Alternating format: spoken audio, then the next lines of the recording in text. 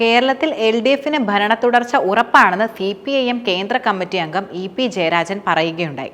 പ്രായപരിധി വിഷയത്തിൽ ഓരോ കാലഘട്ടത്തിൽ പാർട്ടി ആലോചിച്ചായിരിക്കും കൂടുതൽ തീരുമാനമെടുക്കുക.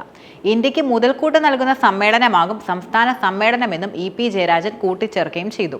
ഇന്ന് ഇന്ത്യൻ രാഷ്ട്രീയം നേരിട്ടുകൊണ്ടിരിക്കുന്ന പ്രശ്നങ്ങളും അതുപോലെ കേരളം നേരിടുന്ന പ്രശ്നങ്ങളും വിശദമായി പരിശോധിച്ചുകൊണ്ട് ഇന്ത്യക്ക് മുതൽക്കൂട്ടാക്കുന്ന കഴിയത്തക്ക നിലയിൽ ഇന്ത്യൻ കമ്മ്യൂണിസ്റ്റ് പ്രസ്ഥാനത്തെ കൂടുതൽ ശക്തിപ്പെടുത്താൻ കഴിയത്തക്ക വിധത്തിൽ സംസ്ഥാന സമ്മേളനം യഥാർത്ഥത്തിൽ ചരിത്ര സംഭവമായി തന്നെ മാറും. കേരളത്തിന്റെ ഇന്നത്തെ സ്ഥിതി മനസ്സിലാക്കുന്നവർ ഈ സർക്കാർ വീണ്ടും അധികാരത്തിൽ വരണമെന്ന് ആഗ്രഹിക്കുമെന്നും EP ജയരാജൻ തുറന്നു പറയുകയുണ്ടായി. കേരളം ഇപ്പം ഇടതുപക്ഷ മനസ്സിന്റെ നാടാണ്. ഇത് യഥാർത്ഥത്തിൽ സൃഷ്ടിച്ചത് കമ്മ്യൂണിസ്റ്റ് പാർട്ടിയുമാണ്. മാത്രമല്ല ഇന്ന് വരെയുള്ള കേരളത്തിന്റെ വളർച്ചയിൽ അമൂല്യമായി സംഭാവന നൽകിയതും കമ്മ്യൂണിസ്റ്റ് പാർട്ടിയാണ്. ആ പാർട്ടി ഇനിയും ശക്തിപ്പെടുമെന്നതിൽ സംശയം വേണ്ട. ആര് വിചാരിച്ചാലും അതിന്റെ മുന്നേറ്റത്തിനെ പ്രതിരോധിക്കാൻ ഒരിക്കലും കഴിയുകയുമില്ല. ഭരണ തുടർച്ച കേരളത്തിന്റെ ചരിത്രമായിരിക്കുമെന്നാണ് EP ജയരാജൻ പറയുന്നത്. CPIM സംസ്ഥാന സമ്മേളനത്തിന് തുടക്കമായിരിക്കുകയാണിപ്പോൾ.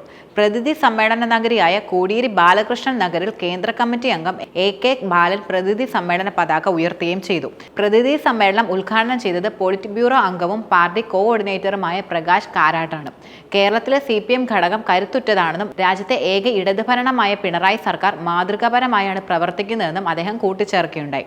അദ്ദേഹം പറഞ്ഞ മറ്റൊരു പ്രധാനപ്പെട്ട കാര്യം പാർട്ടി നയം രൂപീകരിക്കുന്നതും നടപ്പാക്കുന്നതും കേരളത്തിൽ നിന്നാണെന്നും ബദൽ നയരൂപീകരണത്തിന് പിണറായിയും കേരളത്തിൽ ഇടതു സർക്കാരും പ്രശംസ അർഹിക്കുന്നുണ്ടെന്നുമാണ്.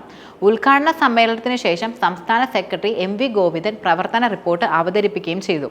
വൈകിട്ട് 4-ന് മുഖ്യമന്ത്രി പിണറായി വിജയൻ നവകേരളത്തിനുള്ള പാർട്ടി കാഴ്ചപ്പാട് എന്ന രേഖ അവതരിപ്പിക്കുകയുണ്ടായി.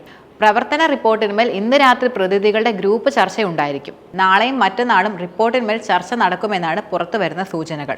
9-നായിരിക്കും പുതിയ സംസ്ഥാന കമ്മിറ്റിയെയും സംസ്ഥാന സെക്രട്ടറിയും തിരഞ്ഞെടുക്കുന്നത്.